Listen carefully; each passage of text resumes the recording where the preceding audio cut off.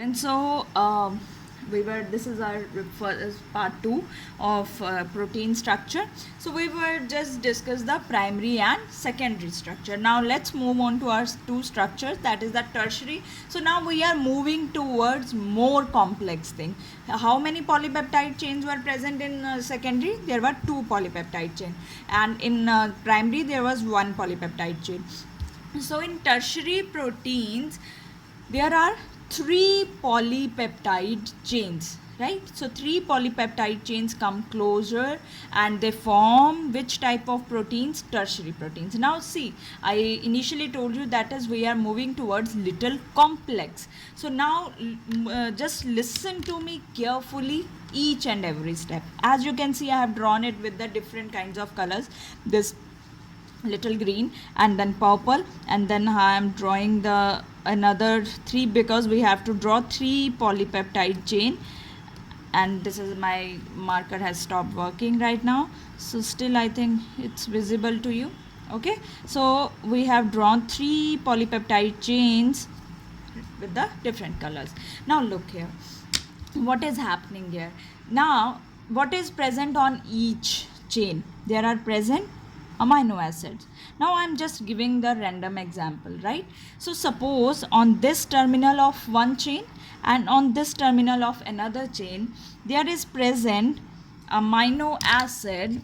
Now there is also present one amino acid with the OH group, and there is present another amino acid with NH2 group, right? So on the both the terminals of one, this is one chain and this is another chain. So both the chains on one terminal on of one polypeptide chain there is present OH, and on another polypeptide chain there is present NH2. Now there is one substance, suppose it has to come and attach with this protein. Now at this site or at this area a molecule has to attach, but which molecule can attach here? The question is that the only that molecule can come here and attach to these chains which can form the bond with OH and NH2, right? Same there you can take another example, that in these two again chains, at this side there is present COOH and here there is a present our ketone group. Now which molecule is can be present here? Which molecule come and attach here? Only that molecule can come and attach here which have capacity to form bond with ketone group and COOH group, right? So it means these structure of tertiary proteins, they are very specific in their function, because only those proteins which can form bonds here, only those can attach. So these areas where the molecule can attach a specific, I will use a word, specific molecule can come and form a bond, and that area is called active sites, which is specific for a molecule or a protein, right? So substances which comes and attach at this particular site, they should be able to form bonds with the NH2 and OH2 group. So it means these areas, they are very specific, at which only specific molecules can come and attach. So what is the meaning of this? Means the tertiary proteins are very specific and specifically functional. This question comes sometimes, that why we are calling primary proteins they are non-functional and tertiary proteins they are specifically functional, because of their structure and their formation of bonds, only the specific molecules can attach to them. And at the, or you can write down that the only specific molecules can come and bind to the sites which are known as active sites. That is why the tertiary proteins, they are very specific to their molecules, or they are called specifically functional. Now As you can see, there are 3 polypeptide chain. Structure is going to be so complex. It is not that simple that we have just drawn the 3 polypeptide chain. So when you fold these long protein chains, they look like a woolen ball, hollow woolen ball, and that is the structure which is responsible for 3D structure of a protein.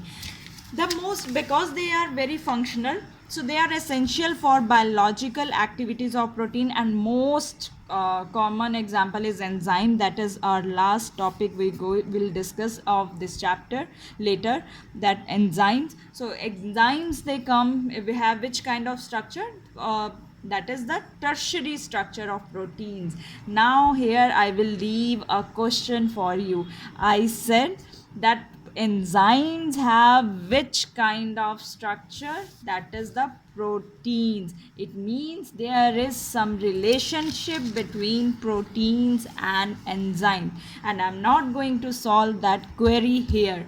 Once we discuss the enzymes, I'm going to discuss that thing, that why I said this, that enzymes, they are examples of tertiary proteins, right?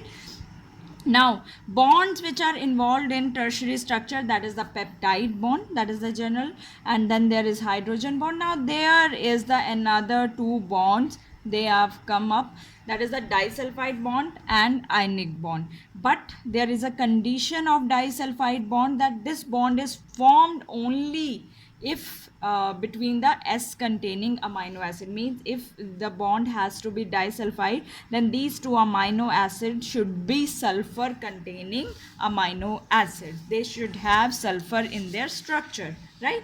This is about the tertiary proteins.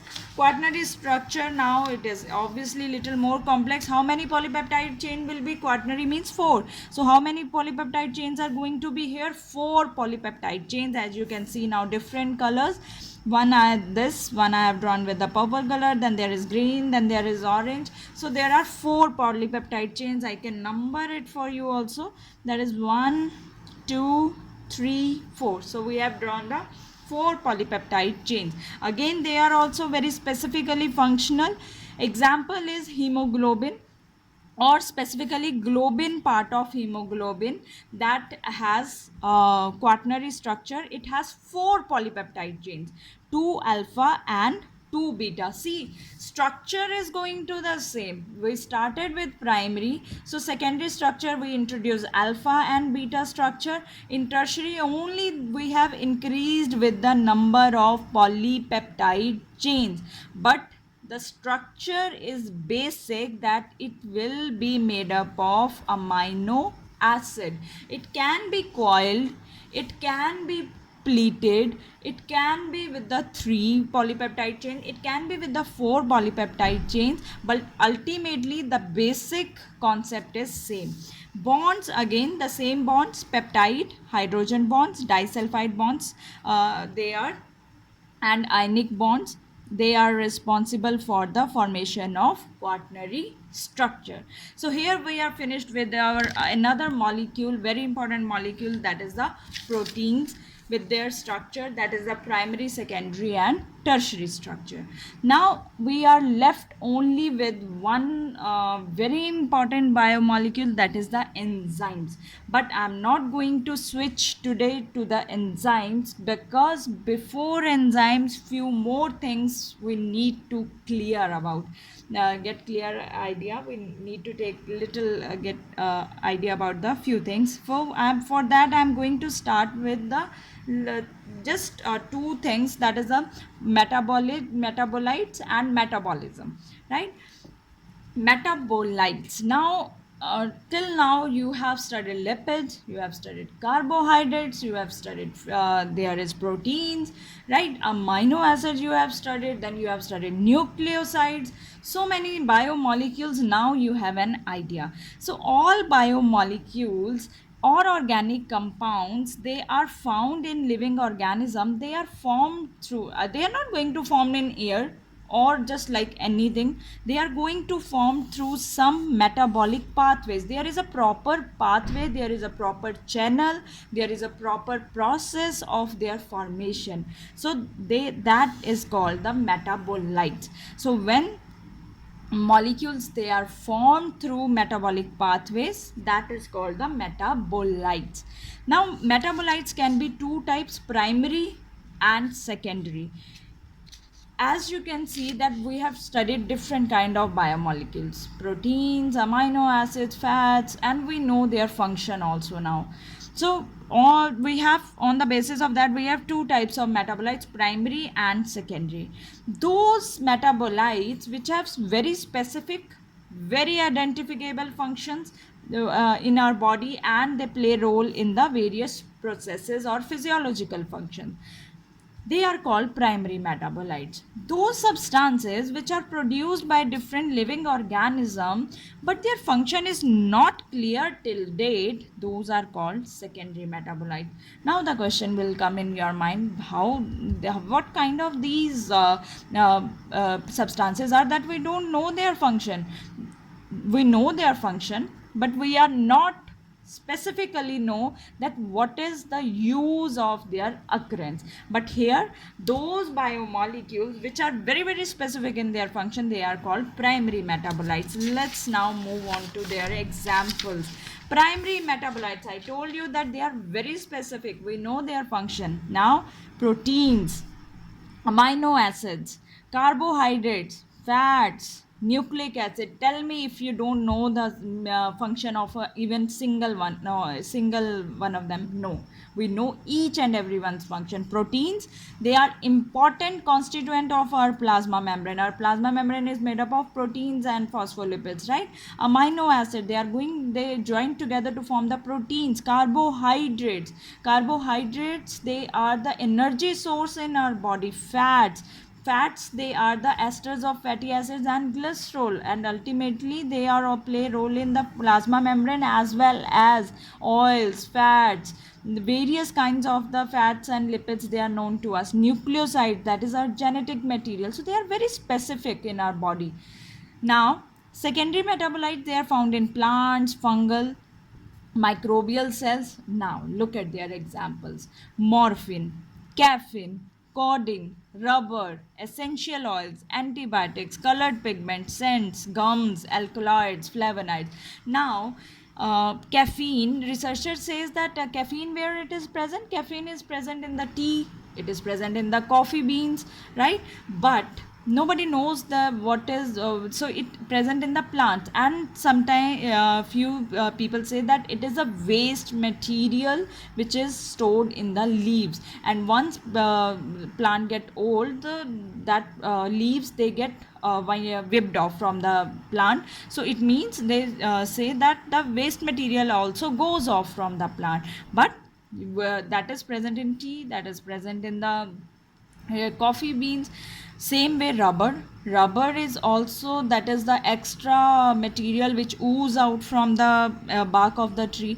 So the colored pigments, their role in living organism is not very very specific, that is why they are called secondary metabolites.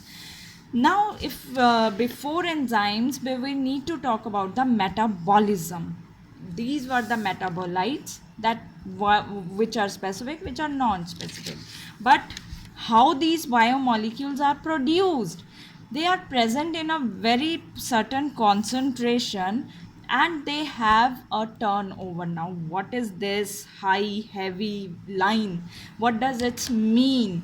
See, every molecule present in a particular number, in a particular concentration. It cannot be like if it is required in our body, it can be more in number. No, it is have certain concentration, plus it has turnover, means it constantly they being changed into another biomolecules. Example, amino acids, they are present, but later on amino acids combine to form the proteins, and you can, and another side you can say they are made from other biomolecules. So one molecule can give rise to another biomolecule, so that is called turnover, changing of one biomolecule into another biomolecule, that is called turnover. So all the chemical reactions that occur in all the chemical reactions, either it is a catalyzing, or it is anabolic, or it is giving energy, consuming energy. So these all reactions which are happening, anaerobic respiration, digestion, so these occur in living organism, that is called the metabolism. Now metabolism happens with the help of pathways. What is pathways? A series of reactions through which biomolecules they convert into each other, those are called metabolic pathway. And ever never ever write that any enzyme, any pathway is without enzyme. No, each metabolic reaction is enzyme catalyzed reaction. So here our problem solves, that what is our next molecule we are going to study, that is the enzyme. That is why, that is the purpose of studying this metabolism here, right? I will just take another 1 or 2 minutes, that is about the two types of metabolic pathways, anabolic and catabolic. Anabolic means more complex biomolecules, means here the complex biomolecules they are formed from simpler ones. When complex biomolecules you have to form, you need energy, so they consume energy. Means lactic acid is converted into cholesterol, that is one example. Opposite to this, when complex biomolecules break down into simpler, that is called catabolic. What will be their release of energy? You know the example, glucose break down into lactic acid when we do continuously exercise, there is cramps in our legs, and when then glucose is breaking down into lactic acid, what is released? ATP is released. What is ATP? Adenosine triphosphate. What is adenosine triphosphate? This is energy currency of the cell. Now I have a question. Formation of example of anabolic pathway, there you can now, because you know so many biomolecules, so you can write down your example by your own. Formation or production of proteins from smaller units. What are those smaller units? Before I write the answer, you should be able to answer that those are smaller units are amino acids. Amino acids combine to form the structure of protein or protein molecule. So here I am going to wind up my lecture for today. Study properly.